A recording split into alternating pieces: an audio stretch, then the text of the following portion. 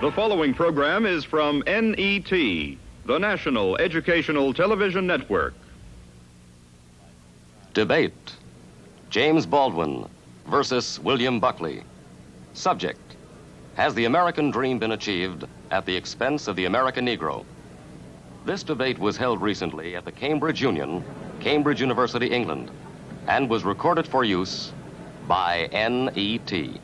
Well, here we are in the debating hall of the Cambridge Union. Hundreds of undergraduates and myself waiting for what could prove one of the most exciting debates in the whole 150 years of the Union history. I don't think I've ever seen the Union so well attended. There are undergraduates everywhere. They're on the benches, they're on the floor, they're in the galleries, and there are a lot more outside clamoring to get in. Well, the motion that has drawn this huge crowd tonight is this: that the American dream has been achieved at the expense of the American Negro. The debate will open with two undergraduate speakers, one from each side, and then we shall have the first distinguished guest, Mr. James Baldwin, the well-known American novelist who's achieved a worldwide fame with his novel, Another Country. Then opposing the motion will be Mr. William Buckley, also an American, very well known as a conservative in the United States. I must stress a conservative in the American sense, author of a book called Up From Liberalism, and editor of the National Review, one of the early supporters of Senator Goldwater. Well, this is the setting of the debate, and at any moment now the President will be leading in his officers and his distinguished guests. He'll take his chair, and the debate will begin.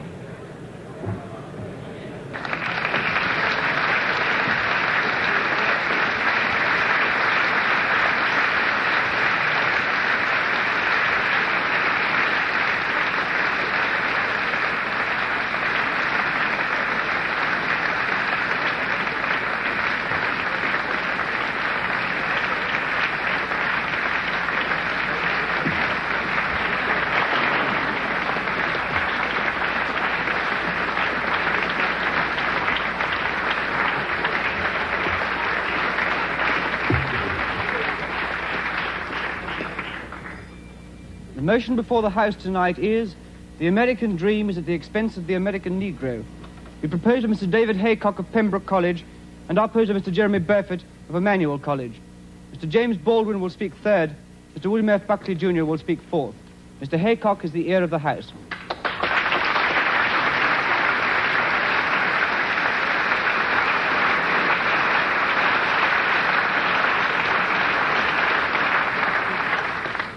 Mr. President, sir, it is the custom of the House for the first speaker in any debate to extend a formal welcome to any visitors to the House.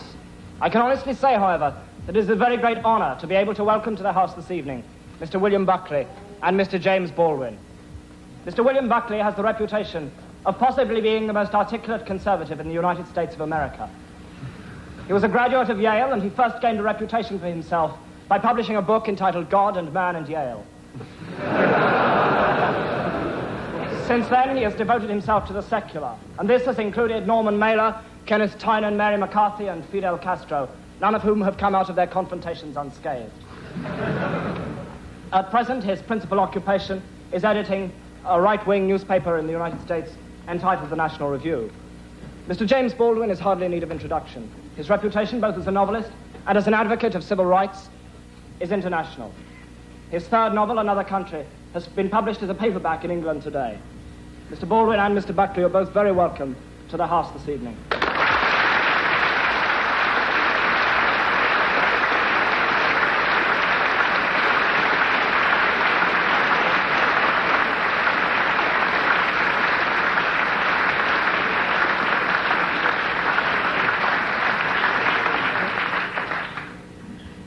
Imagine, Mr. President, a society which above all values freedom and equality. A society in which artificial barriers to fulfillment and achievement are unheard of. A society in which a man may begin his life as a rail splitter and end it as president. A society in which all men are free in every sense of the word. Free to live where they choose, free to work where they choose. Equal in the eyes of the law and every public authority, and equal in the eyes of their fellows. A society, in fact, in which intolerance and prejudice are meaningless terms. Imagine, however, Mr. President, that a condition of this utopia has been the persistent and quite deliberate exploitation of 1/9 of its inhabitants.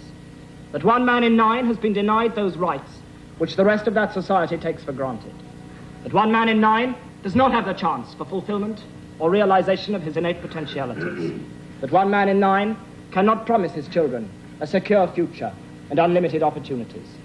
Imagine this, Mr. President, and you have what is, in my opinion, the bitter reality of the American dream. A few weeks ago, Martin Luther King had to hold a nonviolent demonstration in Selma, Alabama, in his drive to register Negro voters. By the end of the week of his demonstrations, he was able to write quite accurately in a national fundraising letter from Selma, Alabama jail, "There are more Negroes in prison with me than there are on the voting rolls."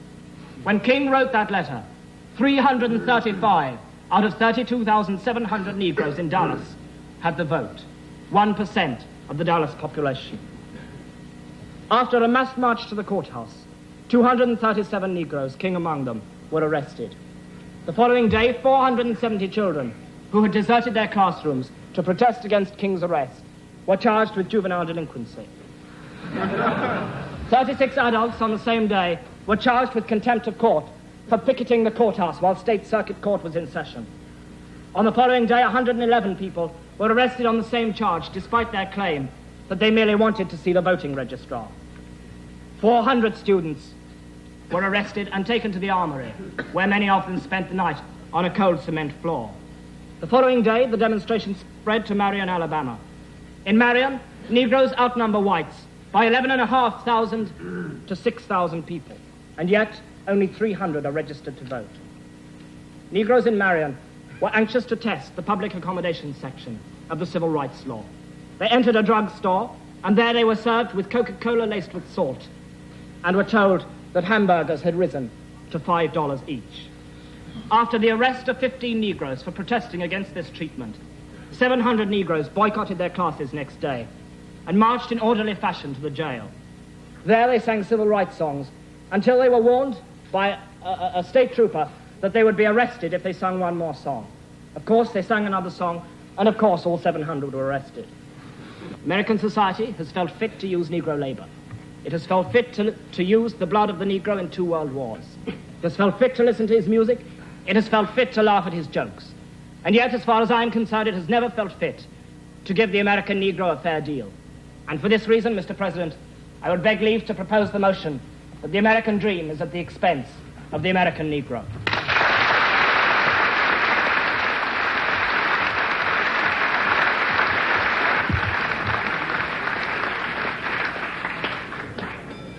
I now call Mr. Jeremy Burford of Emmanuel College to oppose the motion.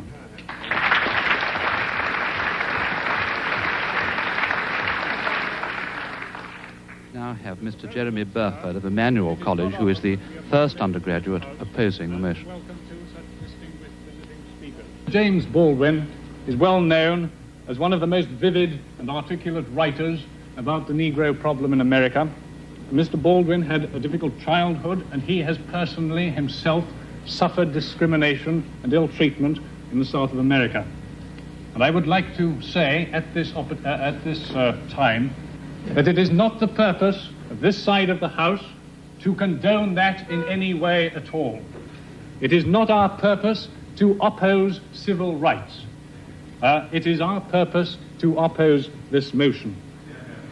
And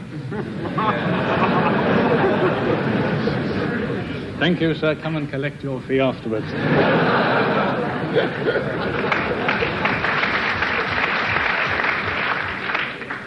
This side of the House denies that the American dream has in any way been helped by this undoubted inequality and suffering of the Negro.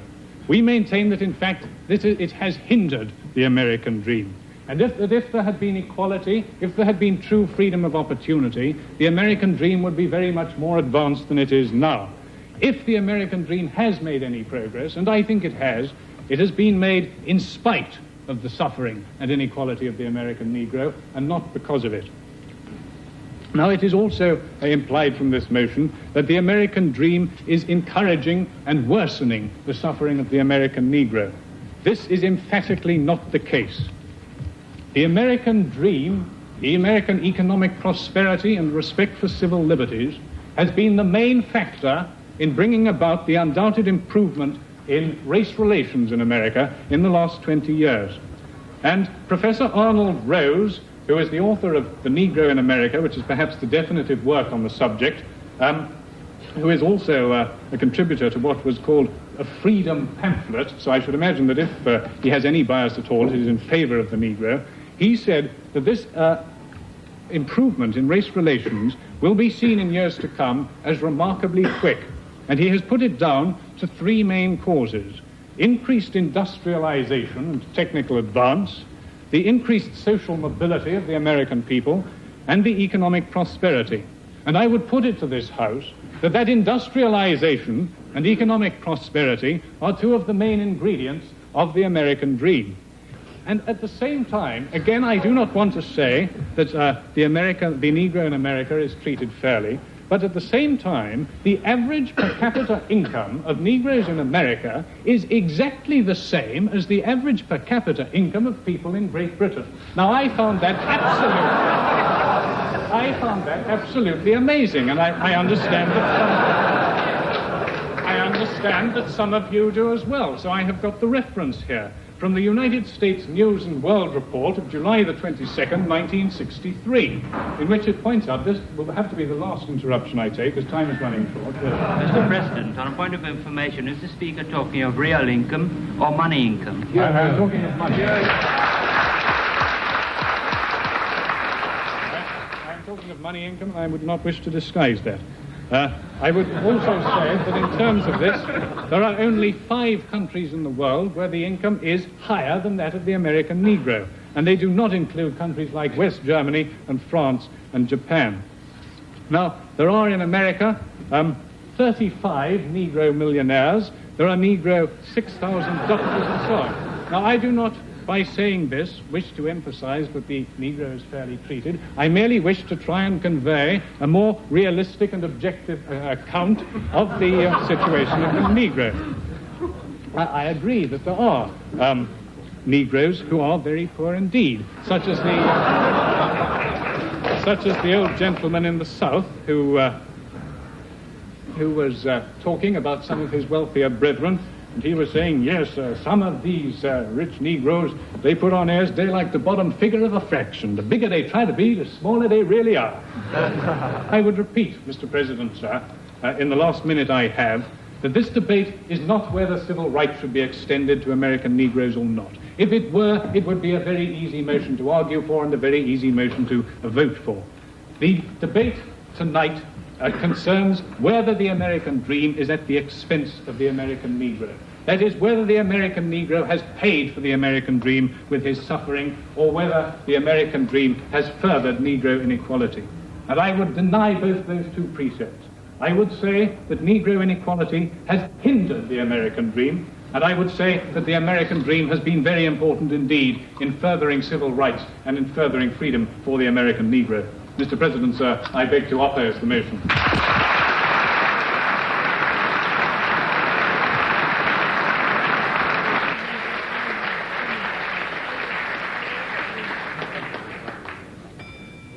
It is now with very great pleasure and a very great sense of honor that I call Mr. James Baldwin to speak third to this motion.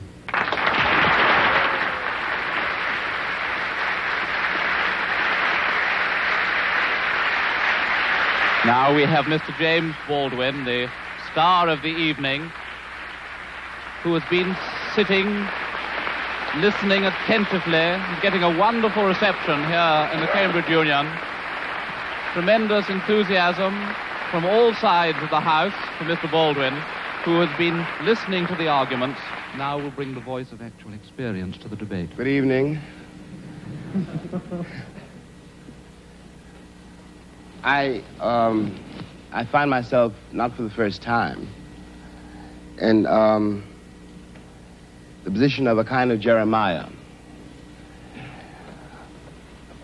For example, I don't disagree with Mr. Burford that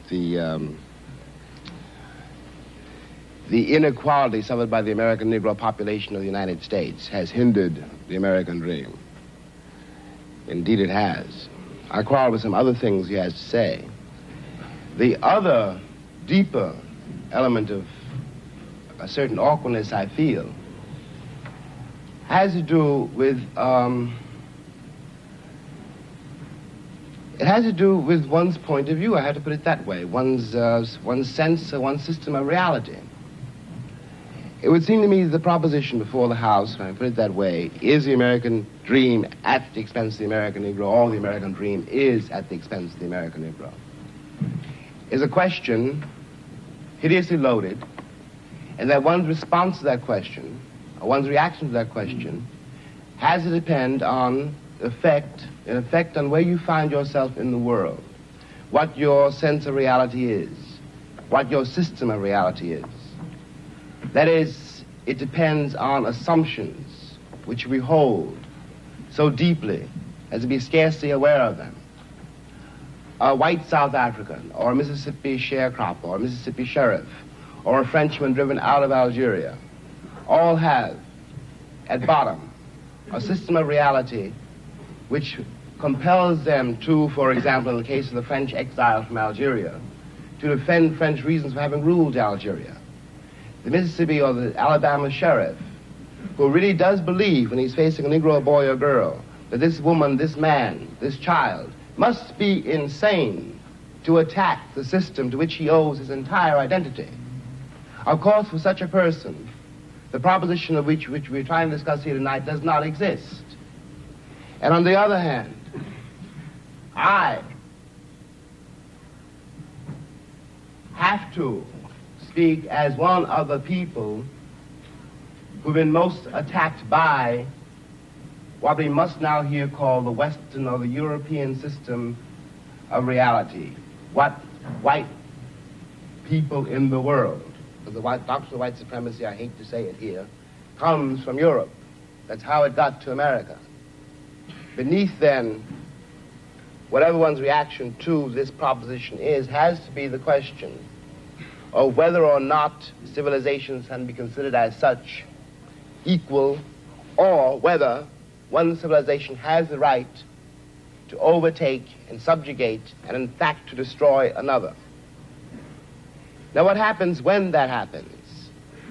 Leaving aside all the physical facts which one can quote, leaving aside rape or murder, leaving aside the bloody catalog of oppression, which we are in one way too familiar with already, what this does to the subjugated, the most private, the most serious thing this does to the subjugated, is to destroy his sense of reality. It destroys, for example, his father's authority over him. His father can no longer tell him anything because the past has disappeared, and his father has no power in the world. This means, in the case of an American Negro, born in that glittering republic, and in the moment you are born, since you don't know any better, every stick and stone and every face is white, and since you have not yet seen a mirror, you suppose that you are too. It comes as a great shock around the age of 5 or 6 or 7 to discover that the flag to which you have pledged allegiance, along with everybody else, has not pledged allegiance to you. It comes as a great shock to discover that Gary Cooper killing off the Indians when you were rooting for Gary Cooper, that the Indians were you. It comes as a great shock to discover that the country, which is your birthplace, and to which you owe your life and your identity, has not in its whole system of reality evolved any place for you. The disaffection, the demoralization, and the gap between one person and another, only on the basis of the color of their skins, begins there and accelerates throughout a whole lifetime, so that presently you realize you're 30 and are having a terrible time managing to trust your countrymen. By the time you are 30, you have been through a certain kind of mill. And the most serious effect of the mill you've been through is again not the catalog of disaster. The policemen, the taxi drivers, the waiters, the landlady, the landlord, the banks, the insurance companies, the millions of details 24 hours of every day which spell out to you that you are a worthless human being. It is not that. It's by that time you've begun to see it happening in your daughter or your son or your niece or your nephew. You are 30 by now, and nothing you have done has helped you to escape the trap. But what is worse than that is that nothing you have done, and as far as you can tell, nothing you can do, will save your son or your daughter from meeting the same disaster and not impossibly coming to the same end. Now, we're speaking about expense. I suppose there are several ways to address oneself to some attempt to define what that word means here. Let me put it this way, that from a very literal point of view, the harbors and the ports and the railroads of the country, the economy, especially of the southern states, could not conceivably be what it has become if they had not had, and do not still have indeed, and for so long, so many generations, cheap labor. I am stating very seriously, and this is not an overstatement, that I picked the cotton, and I carried it to market, and I built the railroads under someone else's whip for nothing. For nothing. The Southern oligarchy, which has until today so much power in Washington, and therefore some power in the world, was created by my labor and my sweat, and the violation of my women and the murder of my children.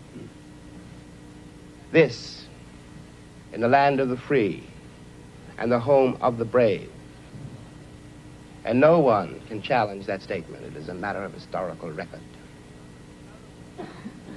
In another way, this dream, and we'll get to the dream in a moment, is at the expense of the American Negro. You watch this in the Deep South in great relief, but not only in the Deep South. In the Deep South, you are dealing with a sheriff or a landlord or a landlady or the girl at the Western Union desk. And she doesn't know quite who she's dealing with, by which I mean that if you're not part of the town, and if you are a northern nigger, it shows in millions of ways. So she simply knows that it's an unknown quantity, and she wants to have nothing to do with it. So she won't talk to you. You have to wait for a while to get your telegram. Okay, we all know this. We've been through it. And by the time you get to be a man, it's very easy to deal with. But what is happening in the poor woman, the poor man's mind, is this. They've been raised to believe, and by now they helplessly believe, that no matter how terrible their lives may be, and their lives have been quite terrible, and no matter how far they fall, no matter what disaster overtakes them, they have one enormous knowledge and consolation, which is like a heavenly revelation. At least they are not black. Now I suggest that of all the terrible things that can happen to a human being, that is one of the worst.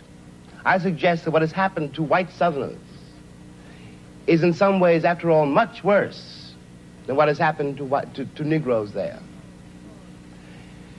Because Sheriff Clark in Selma, Alabama, cannot be considered, no one can be dismissed as a total monster. I'm sure he loves his wife, his children. I'm sure that, he likes to get drunk. He's, after all, one's got to assume, and he is visibly a man like me.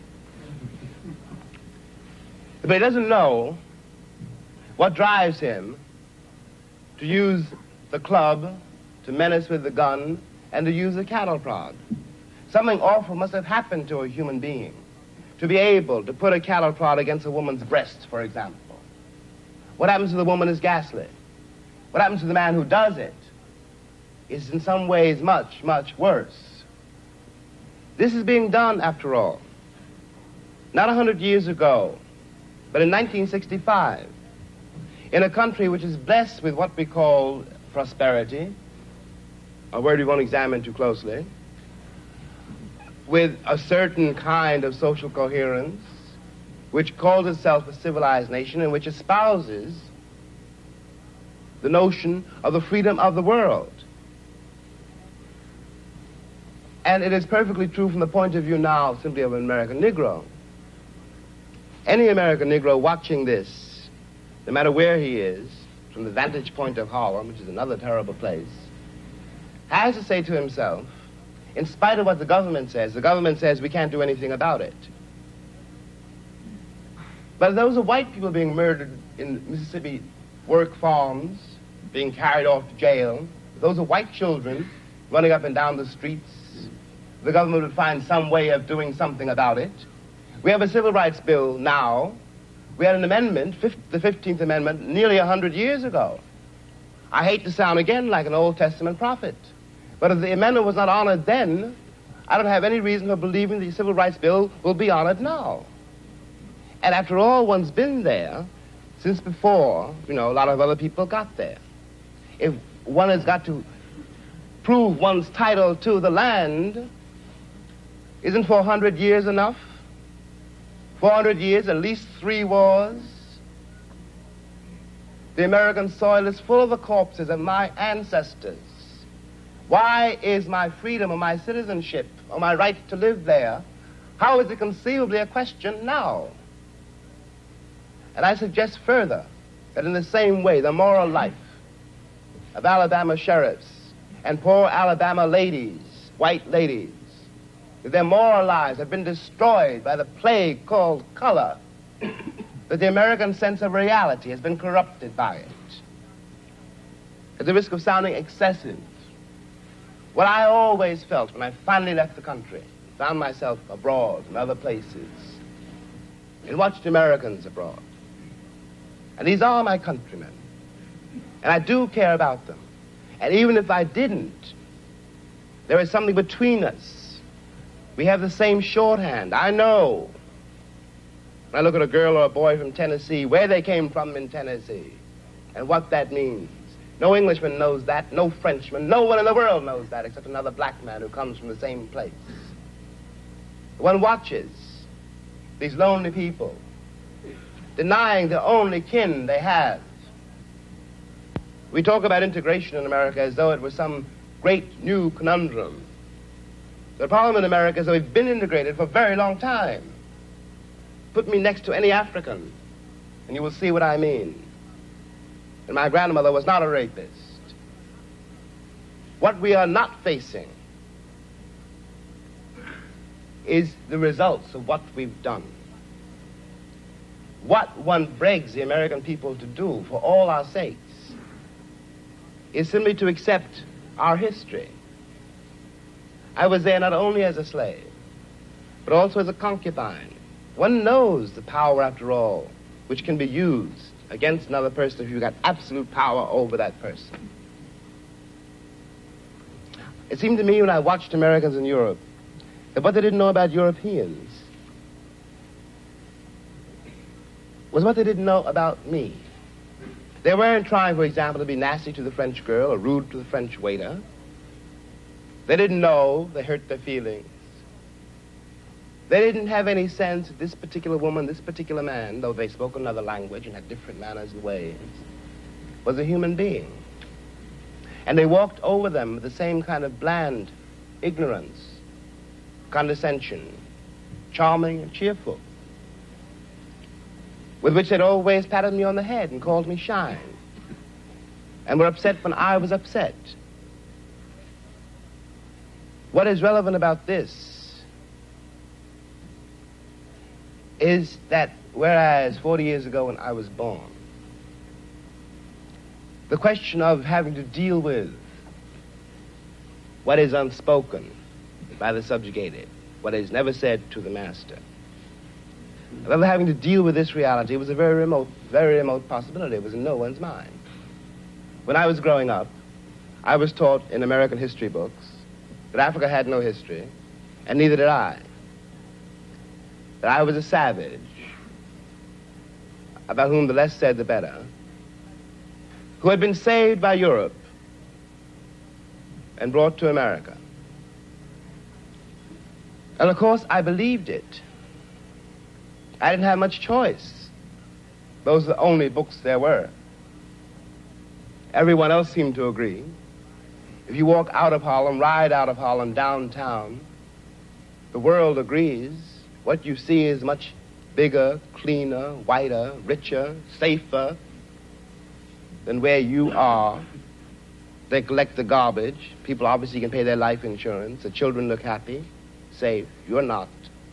And you go back home. And it would seem then, of course, that it's an act of God, that this is true, that you belong where white people have put you. It is only since the Second World War that there's been a counter-image in the world. And that image not come about through any legislation on the part of any American government, but through the fact that Africa was suddenly on the stage of the world, and Africans had to be dealt with in a way that had never been dealt with before. This gave an American Negro for the first time a sense of himself beyond a savage or a clown. It has created, and will create, a great many conundrums. One of the great things that the white world does not know, but I think I do know, is that black people are just like everybody else. One has used the myth of Negro and the myth of color to pretend and to assume that you are dealing essentially with something exotic, bizarre, and practically, according to human laws, unknown. Alas, that is not true. We are also mercenaries, dictators, murderers, liars. We are human too. What is crucial here is that unless we can manage to establish some kind of dialogue between those people whom I pretend have paid for the American dream and those other people who have not achieved it, we will be in terrible trouble. I want to say at the end, at the last, is that is what concerns me most. We are sitting in this room, and we are all, at least we like to think we are, relatively civilized, and we can talk to each other at least on certain levels, so that we could walk out of here assuming that the measure of our enlightenment, or at least our politeness, has some effect on the world. It may not. I remember, for example, when the ex-Attorney General, Mr. Robert Kennedy, said that it was conceivable that in 40 years in America we might have a Negro president. And that sounded like a very emancipated statement, I suppose, to white people. They were not in Harlem when this statement was first heard, and did not hear, and possibly will never hear, the laughter and the bitterness and the scorn with which the statement was greeted. From the point of view of the man in the Harlem barbershop, Bobby Kennedy only got here yesterday. And now he's already on his way to the presidency. We've been here for 400 years, and now he tells us that maybe in 40 years, if you're good, we may let you become president. What is dangerous here is the turning away from anything any white American says. The reason for the political hesitation, in spite of the Johnson landslide, is the one that's been betrayed by American politicians for so long. And I am a grown man, and perhaps I can be reasoned with. I certainly hope I can be. But I don't know, and neither does Martin Luther King, none of us know how to deal with those other people whom the white world has so long ignored, who don't believe anything the white world says and don't entirely believe anything I or Martin say. And one can't blame them. You watch what has happened to them in less than 20 years. It seems to me that the city of New York, for example, this is my last point, which has had Negroes in it for a very long time. If the city of New York were able, as it has indeed been able, in the last 15 years to reconstruct itself, tear down buildings and raise great new ones, downtown and for money, and has done nothing whatever except build housing projects in the ghetto for the Negroes. And of course the Negroes hate it. Presently the property does indeed deteriorate because the children cannot bear it. They want to get out of the ghetto. If the American pretensions were based on more solid, a more honest assessment of life and of themselves, it would not mean for Negroes, when someone says urban renewal, that Negroes simply are going to be thrown out into the streets, which is what it does mean now. This is not an act of God. We're dealing with a society made and ruled by men. If the American Negro had not been present in America, I am convinced that the history of the American labor movement would be much more edifying than it is. It is a terrible thing for an entire people to surrender to the notion that 1/9 of its population is beneath them. And until that moment, until the moment comes when we, the American people, are able to accept the fact that I have to accept, for example, that my ancestors are both white and black, that on that continent we are trying to forge a new identity for which we need each other, and that I am not a ward of America. I am not an object of missionary charity. I am one of the people who built the country. Until this moment, there is scarcely any hope for the American dream, because the people who are denied participation in it, by their very presence, will wreck it. And if that happens, it's a very grave moment for the West. Thank you.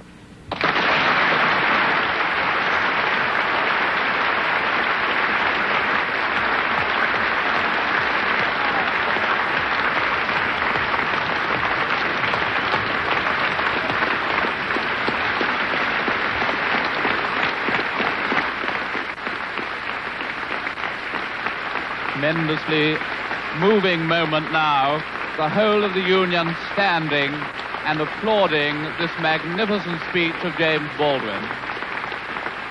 Never seen this happen before in the Union in all the years that I have known it. Baldwin smiling, obviously delighted by his reception, tremendously moved by it.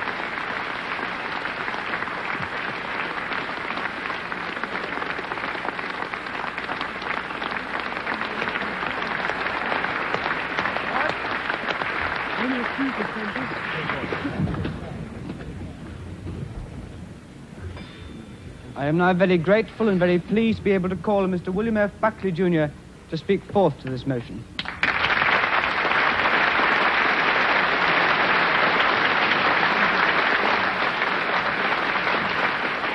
Now we have Mr. William Buckley, who will need all his skill to establish ascendancy over his audience, which has clearly been so deeply moved. Thank you, Mr. by the President. eloquence and Baldwin. personal experience of the preceding speaker. Take out, Mr. Burford. Gentlemen.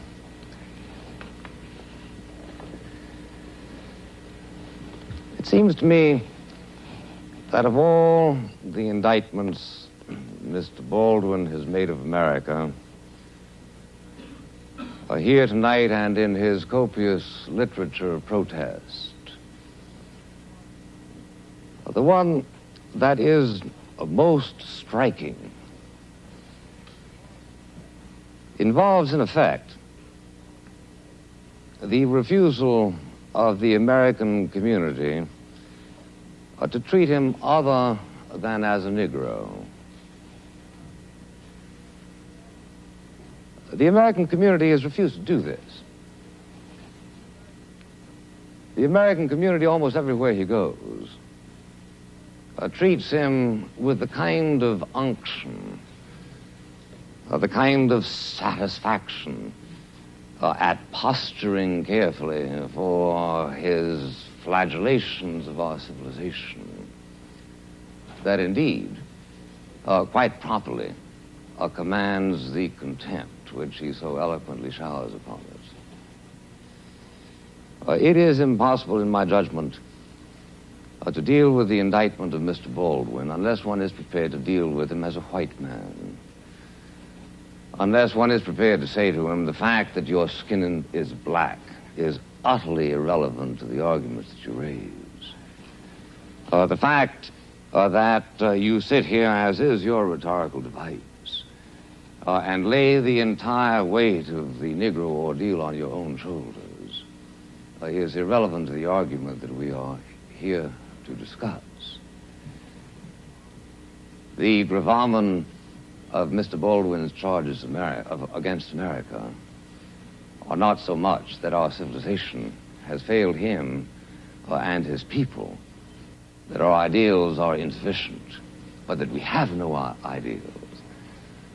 That our ideals rather are some sort of a superficial coating which we come up with at any given moment in order to justify whatever commercial and noxious experiment we are engaged in.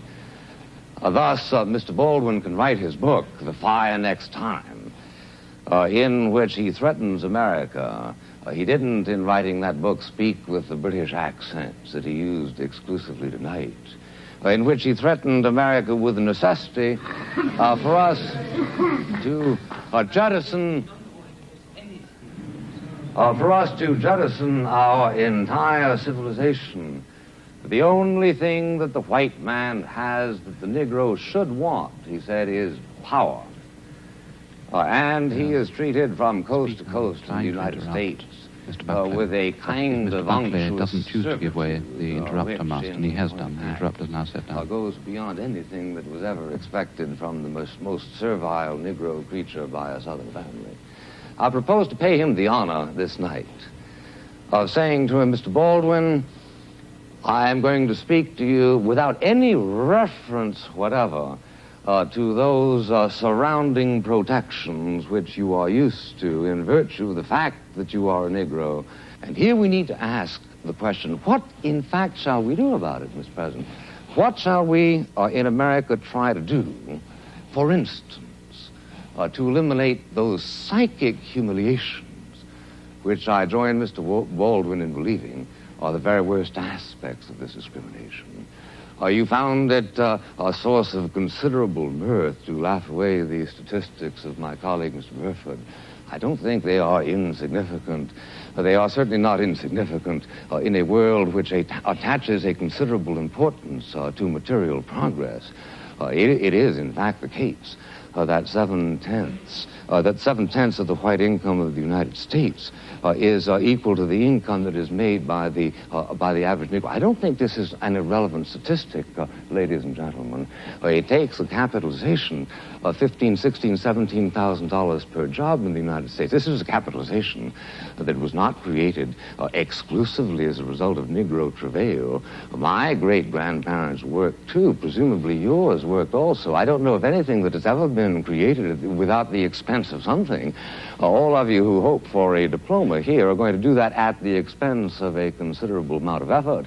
And I would thank you, please not to belie the fact that a considerable amount of effort went into the production of a system which grants a greater degree of material well-being to the American Negro than that is enjoyed by 95% of the other peoples of the human race. But even so, to the extent that your withering laughter suggested here that you found this a contemptible observation, I agree. I don't think it matters that there are 35 millionaires among the Negro community. If there were 20 million millionaires among the Negro community of the United States, I would still agree with you that we have a dastardly situation But I'm asking you not to make politics as the crow flies, to use the fleeted phrase of Professor Oakeshott, but rather to consider what, in fact, is it that we Americans ought to do? What are your instructions that I'm to take back to the United States, my friend? I want to know what it is that we should do, and especially I want to know whether it is time, in fact, to abandon the American dream as it has been defined by Mr. Haycock and Mr. Burford. What, in fact, is it that we ought to do, for instance, to avoid two humiliations mentioned by Mr. Baldwin as being a part of his own experience during his lifetime. At the age of 12, you will find on reading his book, he trespassed outside the ghetto of Harlem and was taken by the scruff of the neck by a policeman on 42nd Street and Madison Avenue and said, "Here, you nigger, go back to where you belong." 15, 20 years later, he goes in and asks for a Scotch whiskey at the airport at Chicago and is told by the white barman that he is obviously underage and under the circumstances cannot be served. I know from your faces that you share with me the feeling of compassion and the feeling of outrage that this kind of thing should have happened. What, in fact, are we going to do to this policeman? And what, in fact, are we going to do to this barman? How are we going to avoid the kind of humiliations that are perpetually visited on members of a minority race? Obviously, the first element is concern. We've got to care that it happens. We have got to do what we can to change the warp and woof of moral thought in society in such fashion as to try to make it happen less and less. Let me urge this point to you, which I can do with authority, my friends, the only thing that I can tonight. And that is to tell you that in the United States, there is a concern for the Negro problem. Now, if you get up to me and say...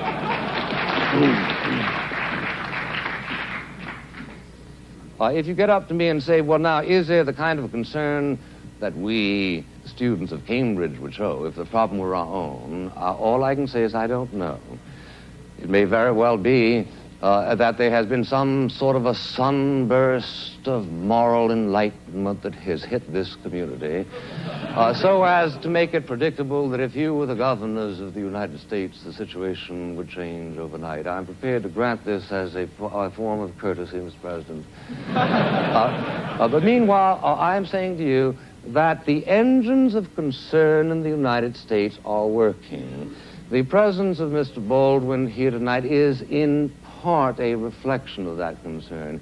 You cannot go to a university in the United States, a university in the United States presumably also governed by the Lord Spiritual, as you are, in which Mr. Baldwin is not the toast of the town. You cannot go to a university of the United States in which practically all other problems of public policy are preempted by the primary policy of concern for the Negro. I challenge you to name me another civilization, anytime, anywhere in the history of the world, in which the problems of a minority, which have been showing considerable material and political advancement, is as much a subject of dramatic concern as it is in the United States. Let me just say finally, ladies and gentlemen, this. There is no instant cure for the race problem in America. And anybody who tells you that there is a charlatan and ultimately a boring man. Boring precisely because he is then speaking in the kind of abstractions that do not relate to the human experience. The trouble in America where the Negro community is concerned is a very complicated one. I urge those of you who have an actual rather than a purely ideologized interest in the problem to read the book Beyond the Melting Pot by Professor Glaser, also co-author of The Lonely Crowd, a prominent Jewish intellectual, who points to the fact that the situation in America where the Negroes are concerned is extremely complex as a result of an unfortunate conjunction of two factors.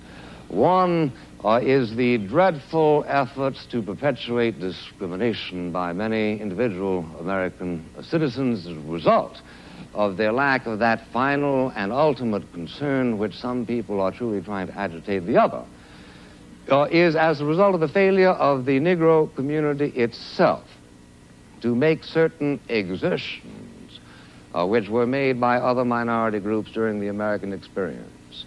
If you can stand a statistic not of my own making, let me give you one which Professor Glaser considers as relevant.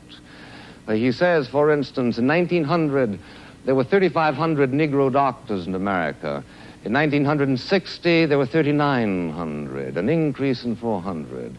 Is this because there were no opportunities, as has been suggested by Mr. Haycock and also by Mr. Baldwin implicitly? No, says Professor Glaser. There are a great many medical schools who are by no means practice discrimination, who are anxious to receive and to train Negro doctors. There are scholarships available to put them through, but in fact that particular energy, which he remarks was so noticeable in the Jewish community and to a certain and lesser extent in the Italian-Irish community, for some reason is not there. We should focus on the necessity to animate this particular energy, but he comes to the conclusion, which strikes me as plausible, that the people who can best do it, who can do it most effectively, are Negroes themselves. Let me conclude by reminding you, ladies and gentlemen, that where the Negro is concerned, the danger, as far as I can see at this moment, is that they will seek to reach out for some sort of radical solutions on the basis of which the true problem is obscured. They have done a great deal to focus on the fact of white discrimination against the Negroes. They have done a great deal to agitate a moral concern, but where, in fact, do they go now? They seem to be slipping, if you will read carefully, for instance, the words of Mr. Bayard Rustin, towards some sort of a Procrustean formulation which ends up less urging the advancement of the Negro than the regression of the white people.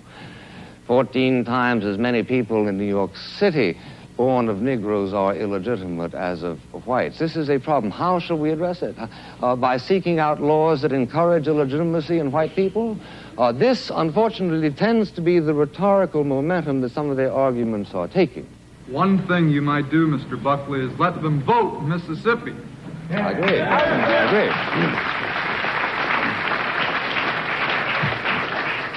I couldn't agree with you more, and for except lest I appear too ingratiating, which is hardly my objective here tonight. I think actually what is wrong in Mississippi, sir, is not that not enough Negroes are voting, but that too many white people are voting.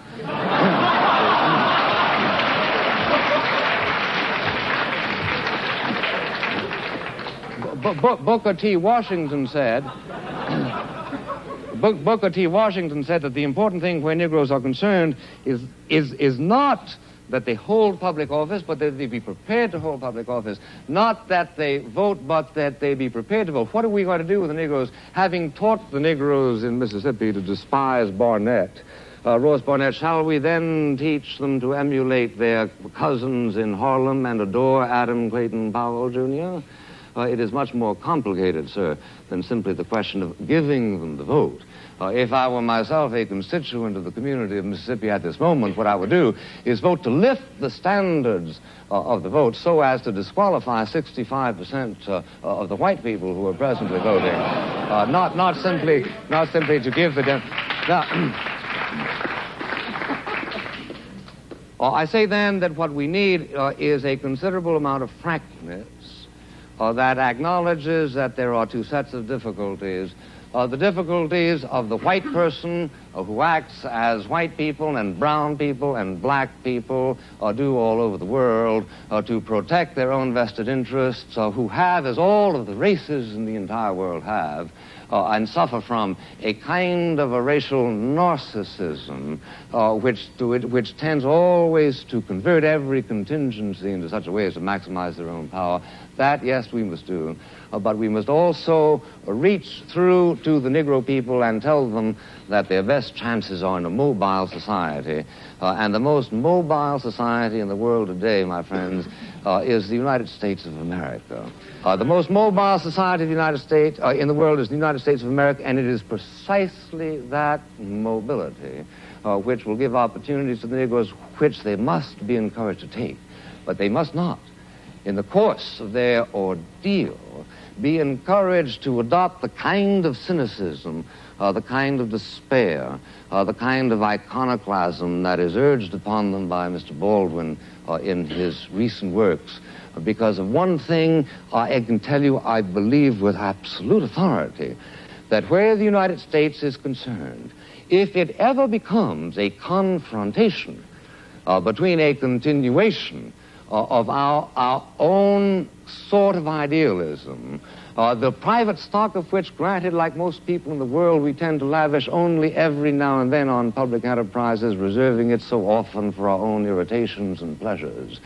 But the fundamental friend of the Negro people in the United States is the good nature, and is the generosity, and is the good wishes, is the decency, the fundamental decency that do lie at the reserves of the spirit of the American people. These must not be laughed at, and under no circumstances must they be laughed at, and under no circumstances must America be addressed and told that the only alternative to the status quo is to overthrow that civilization which we consider to be the faith of our fathers, the faith indeed of your fathers. This is what must animate whatever meliorism must come, because if it does finally come to a confrontation, a radical confrontation between giving up what we understand to be the best features of the American way of life, which at that level is indistinguishable, so far as I can see, from the European way of life, then we will fight the issue. And we will fight the issue not only in the Cambridge Union, but we will fight it as you were once recently called to do, on beaches and on hills and on mountains and on landing grounds. And we will be convinced that just as you won the war against a particular threat to civilization, you were nevertheless waging a war in favor of and for the benefit of Germans, your own enemies, just as we are convinced that if it should ever come to that kind of a confrontation, our own determination to win the struggle will be a determination to wage a war not only for whites, but also for Negroes.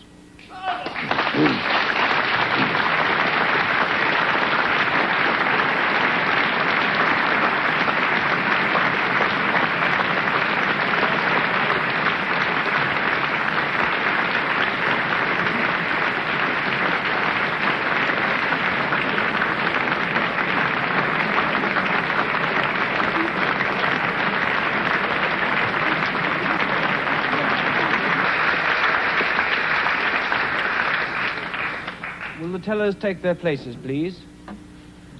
They voted in favor of the motion being that the American dream is at the expense of the Negro. They voted in favor of that motion 544 persons and against 164 persons. The motion is therefore carried by 380 votes.